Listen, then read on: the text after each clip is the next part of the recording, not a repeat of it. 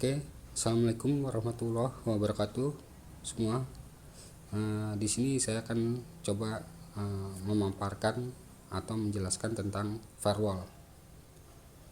Jadi gambarnya bisa dilihat ini sekilas tentang firewall, ada seperti tembok. Tapi nanti penjelasannya kita akan jelaskan di slide-slide berikut. Oke, kita mulai ke slide berikutnya tentang definisi firewall. Jadi firewall ini dalam bahasa Inggris ini yaitu tembok pelindung atau dinding api, adalah sistem yang dirancang untuk mencegah akses yang tidak diinginkan dari atau ke dalam suatu jaringan internal di sebuah perusahaan tersebut.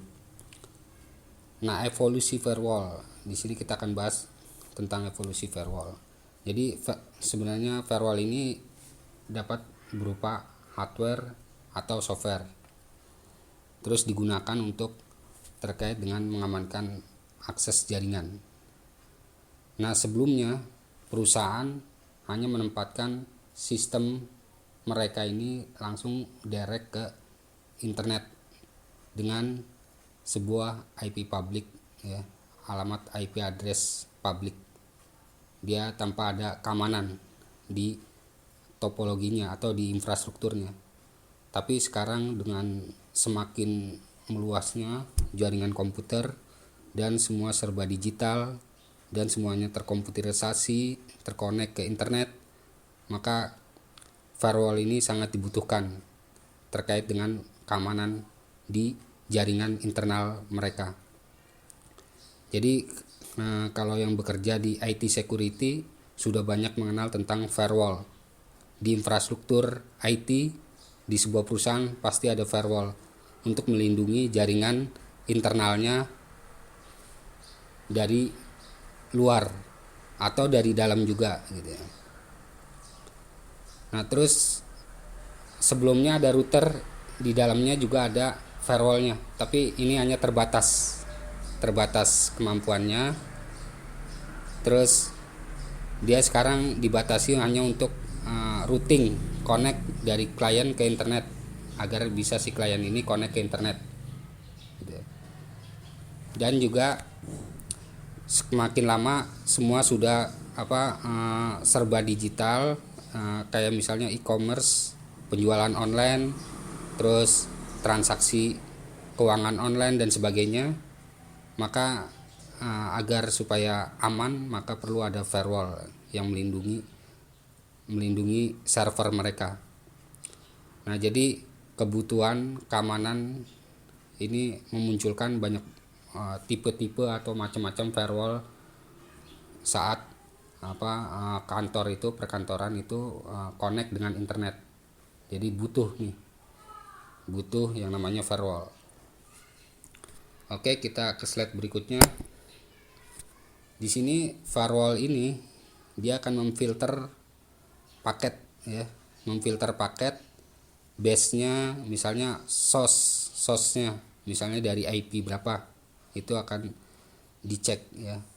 Ini IP-nya benar boleh diteruskan atau tidak gitu ya. Terus bisa juga dari portnya, misal port 80, port 8080 dan sebagainya. Mana yang tidak boleh, misalnya port 8080 tidak boleh masuk, maka ini di block.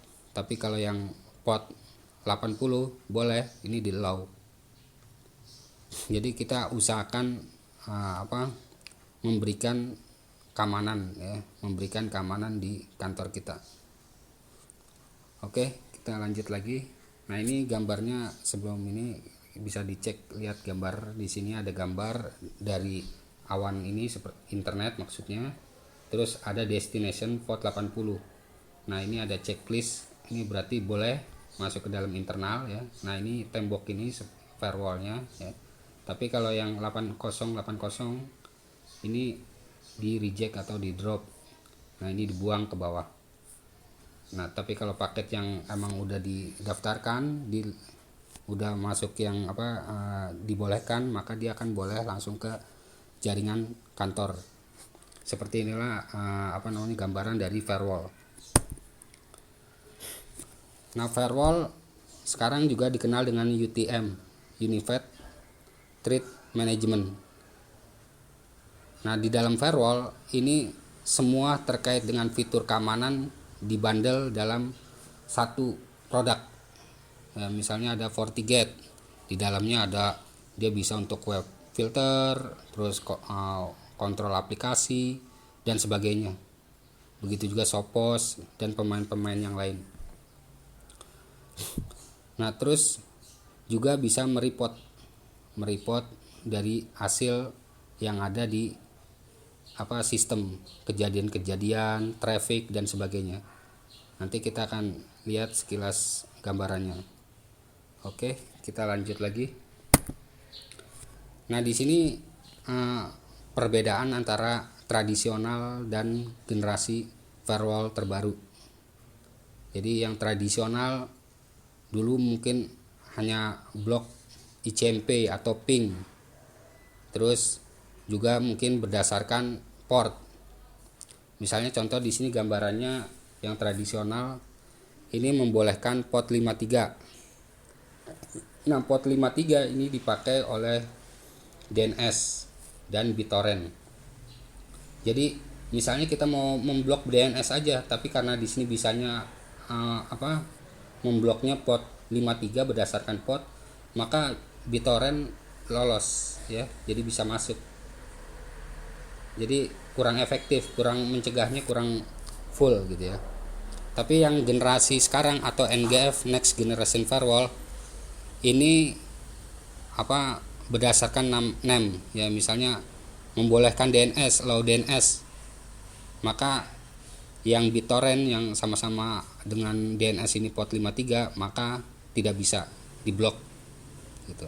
Jadi udah lebih canggih lagi dalam memblok paket-paket yang lewat.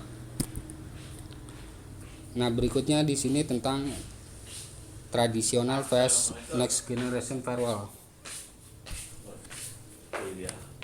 Oke.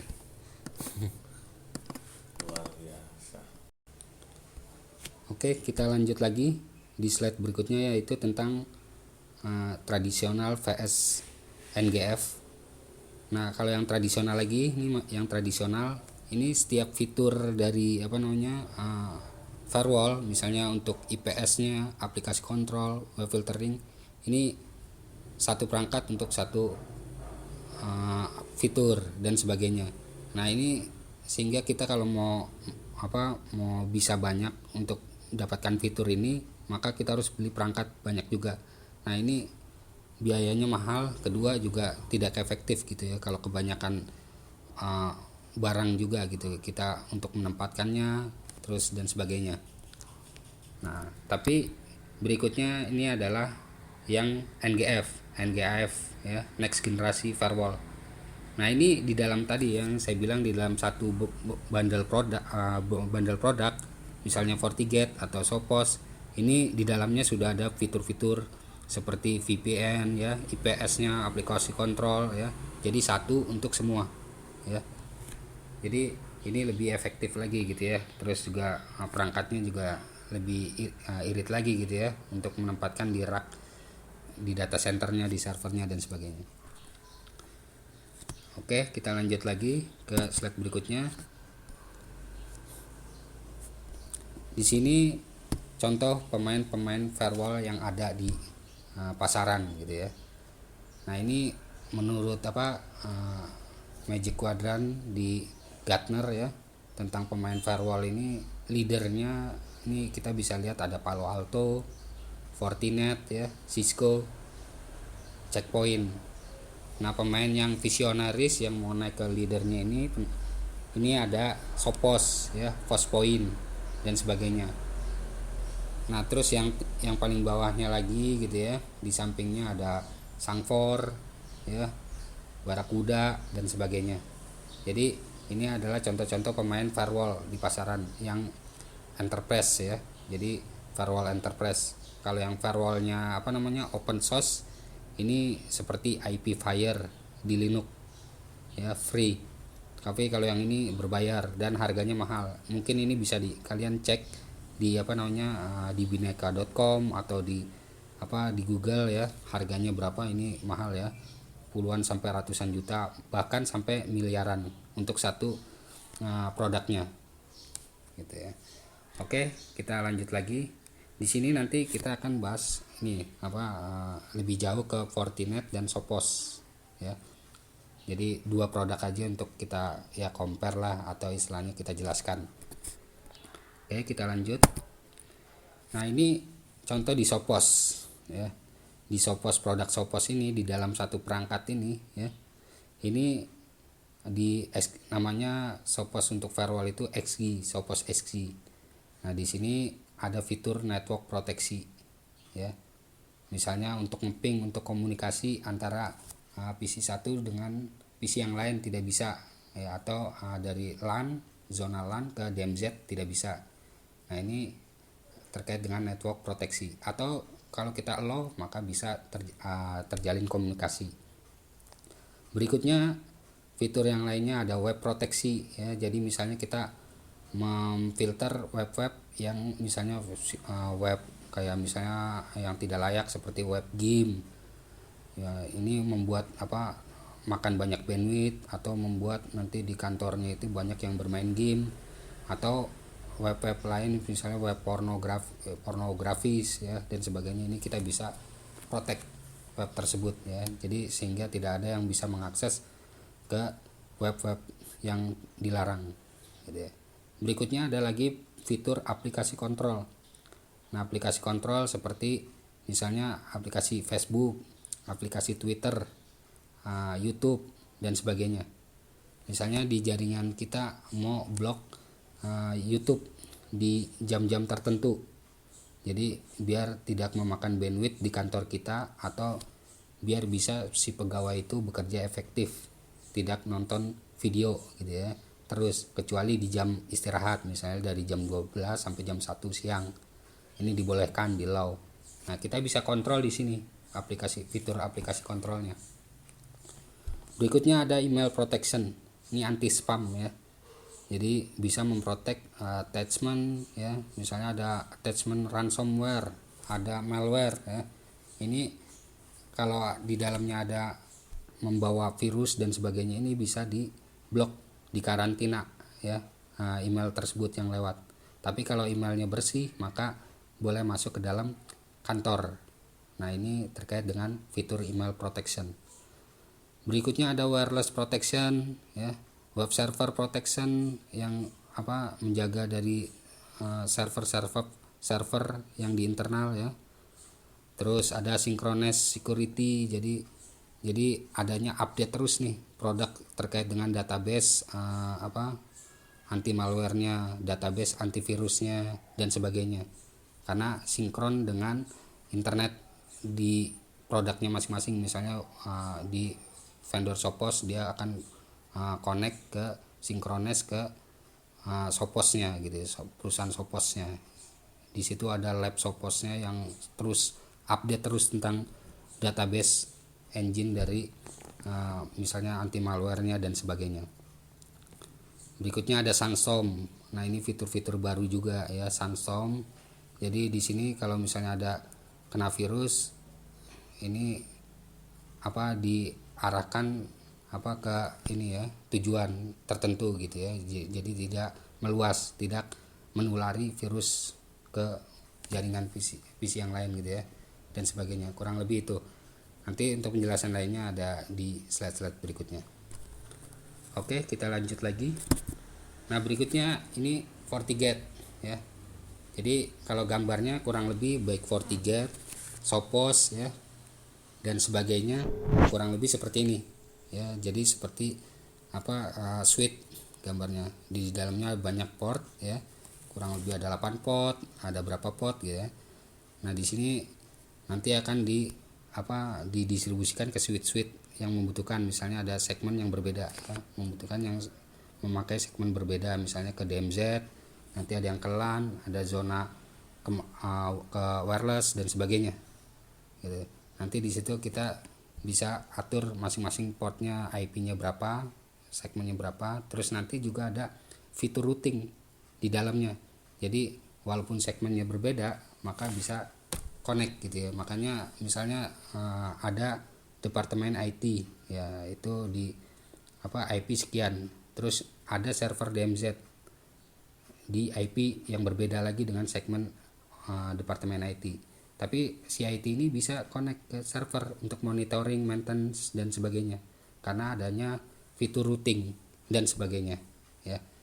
Nah, ini adalah contoh gambar dari produk ya, produk firewall ini terutama FortiGate. Di sini juga sama, di dalamnya seperti kayak ada server seperti server dalam server PC, ada prosesornya, ada otaknya, engine-nya, ada prosesornya, ada OS-nya, dan ada harddisknya gitu ya, sama. Oke. Tapi ini khusus ke security. Nah, ini terkait dengan lesson, sekilas mengenai lesson lah gitu ya. Jadi kalau mau beli nanti fiturnya apa aja nih yang ada. Misalnya ini di FortiGate gitu ya. Ini ada IPS ya, Instruction Prevention System. Terus ada aplikasi kontrol, ada antivirusnya, web filteringnya ya, seperti yang saya jelaskan. Jadi satu bundle box itu terdapat banyak fitur gitu ya. Ini adalah NGF, Next Generation Firewall. Oke, kita lanjut lagi. Nah, berikutnya ini pertanyaan-pertanyaan terkait dengan untuk mendeploy di network kantor kita gitu ya. Misalnya berapa banyak sih user yang aktif gitu ya, yang connect ke internet gitu ya. Terus seberapa besar traffic yang berjalan. Ini tujuannya untuk mengetahui kalau kita membeli sebuah produk firewall ya. Firewall mana yang cocok untuk identifikasi yang ada di kantor kita gitu ya. Jadi firewallnya karena jumlah penggunanya banyak, maka firewallnya yang agak mid rank ke atas ya. Seperti itu. Terus apakah ada rencana penambahan sisi network? Jadi kita harus ada punya pengetahuan planning seperti itu gitu ya. Jadi takutnya kalau kita belinya yang kecil terus ada nambah lagi karyawan baru meluas lagi, membuat departemen lagi gitu ya. Nah, ini kan akhirnya kita nggak sanggup nih untuk firewall yang ada gitu ya. Nah, akhirnya kita beli lagi gitu ya karena kurang gitu. Nah, tapi kalau kita bisa merencanakan kan kita bisa lebih membeli yang untuk ke depan biar jangka panjang gitu ya. Jadi bisa membeli yang versi besar gitu ya. Oke, ini sekilas tentang pertanyaan-pertanyaan. Biasanya ini pertanyaan yang ditanyakan oleh sales gitu ya kalau mau menawarkan produk firewall. Oke. Nah, ini contoh dari desain firewall. Jadi desain firewall ini ada di sini ya. Ini contoh desain firewallnya ada di sini dari internet awan ini, terus ke modem terus ke firewall. Jadi setiap DMZ ini atau LAN ini mau connect ke internet, dia akan melewati firewall ya. Begitu juga yang dari LAN internal mau connect ke server DMZ, ini juga akan melewati jalur firewall. Jadi biar semuanya dikontrol gitu ya. Jadi kita bisa mengkontrol itu dari luar ya, yang tadi definisi tentang firewall ya. Bisa mengontrol dari luar atau juga dari dalam. Kan kadang jadi bukan tentang kejahatan komputer bukan hanya dari luar aja, bisa juga dari dalam. Misalnya ada orang yang iseng-iseng di karyawan mencoba tes gitu ya, yang tidak berhak, dia juga mau coba-coba tes masuk ke server DMZ gitu ya. Ini kan dari internal ya. Makanya ini kalau ngelewatin firewall ini, maka akan dicek kontrol. Oh, ini berhak ke si orang tersebut gitu ya. Kalau tidak berhak maka tidak bisa masuk ke server DMZ. Tapi kalau misalnya orang IT emang dia dikhususkan untuk monitoring maintenance, maka dia boleh allow, akhirnya bisa masuk ke server DMZ ini. Walaupun ini kita bisa lihat ini segmennya berbeda. Ini kelas C ya. Ini 192.168.00, ini 172. Ini udah beda segmen. Akhirnya seharusnya secara logiknya ini tidak bisa connect. Tapi dengan adanya fungsi routing yang tadi saya bilang, maka bisa diteruskan sehingga bisa memonitoring server DMZ terutama bagi yang orang IT. Nah, ini ada konsol. Konsol ini biasanya kalau tahap instalasi pertama kita manage-nya dari sini. Konsol Terus untuk manajemen yang ada di dalam firewall tersebut ya. Oke, ini sekilas gambaran topologi infrastruktur jaringan komputer yang ditambah dengan firewallnya. Nah, berikutnya ada ini jadi kita dalam mendeploy sebuah firewall itu bisa mix mode atau bisa gateway mode atau bisa bridge mode dan sebagainya, tergantung nanti di perusahaan itu sudah existing ada firewallnya, mau ditambahkan lagi firewallnya lagi. Nah, itu berarti istilahnya bridge mode ya, transparent mode gitu ya. Tapi kalau kita itu desain awal gitu ya, itu sebagai utama si firewallnya, maka itu disebut gateway mode, root mode ya. Nah, ini kalau ini mix mode ini perpaduan ya, jadi bisa inilah custom ya, mix mode. Jadi si firewall ini dia bisa untuk kontrol wireless, ke LAN ya, ke DMZ, ke konsol, ke kontrol yang traffic keluar dan sebagainya. Nah, ini adalah mix mode skenario. Nah, ini contoh deployment bridge atau transparent mode. Jadi misalnya di atas ini ada firewall ya, misalnya firewallnya firewall FortiGate, di bawahnya lagi aja firewall SG atau Sophos ya.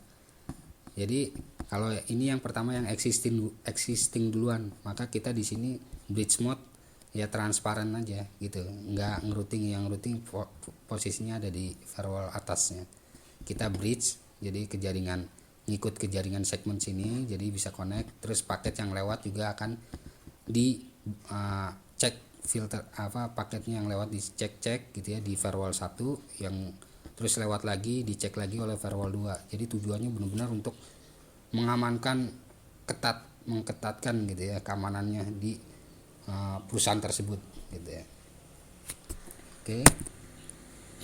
Nah, ini contoh VLAN ya. Jadi bisa diterapkan kita bisa mengamankan lagi, walaupun di VLAN itu sendiri sebenarnya itu juga salah satu bentuk keamanan ya, VLAN. Jadi antara satu segmen yang sama gitu ya, ini seharusnya kan secara logik bisa connect internet, tapi ini karena kita udah bedakan VLAN-nya ya, jadi walaupun dia satu segmen tidak bisa connect gitu ya, tidak bisa saling komunikasi. Nah, ini aman juga gitu ya. Jadi misalnya di VLAN ID 100 ini ada virus, maka dia tidak bisa menyebarkan virusnya ini ke VLAN ID 101. Nah, ini konsep-konsep tentang VLAN ya, virtual LAN. Nah, nanti di jaringan komputer tuh kalau pembahasan advance-nya ya terkait dengan switching, itu di layer 2 itu ada bahasan tentang VLAN ya, virtual LAN. Oke, kita lanjut ke berikutnya. Nah, berikutnya ini gambaran tentang zona ya. What is zone ya? It's a zone. Apa itu zona ya? Jadi tadi yang sebelumnya kita udah jelas ngobrolin tentang ada LAN, ada DMZ, ada WAN. Jadi ini untuk membuat grouping ya. Ada grup LAN, ada grup DMZ, ada grup WAN gitu ya. Saat nanti kita membuat polisi ya, kebijakan atau rule filter untuk memfilter gitu ya.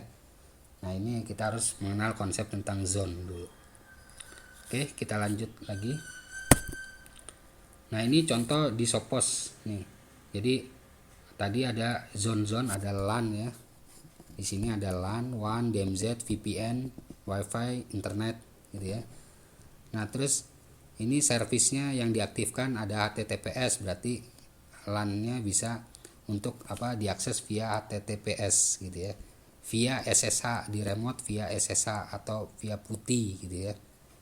Atau kalau mau connect internet, si LAN itu harus melewati captive portal dulu ya, memasukkan user aksesnya, user account-nya dulu masukkan.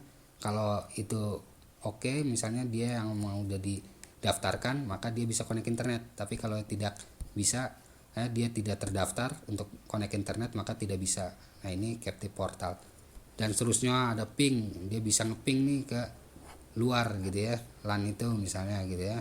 Tapi kalau pingnya ini dimatikan checklistnya, maka dia tidak bisa ngeping ke zona yang lain gitu ya. Nah, ini terkait dengan servis-servis yang ada di Sophos ya, administrasi. Ini juga sama, servis yang ada di firewall lain juga seperti ini gitu ya. Oke, kita lanjut lagi. Nah, di sini contoh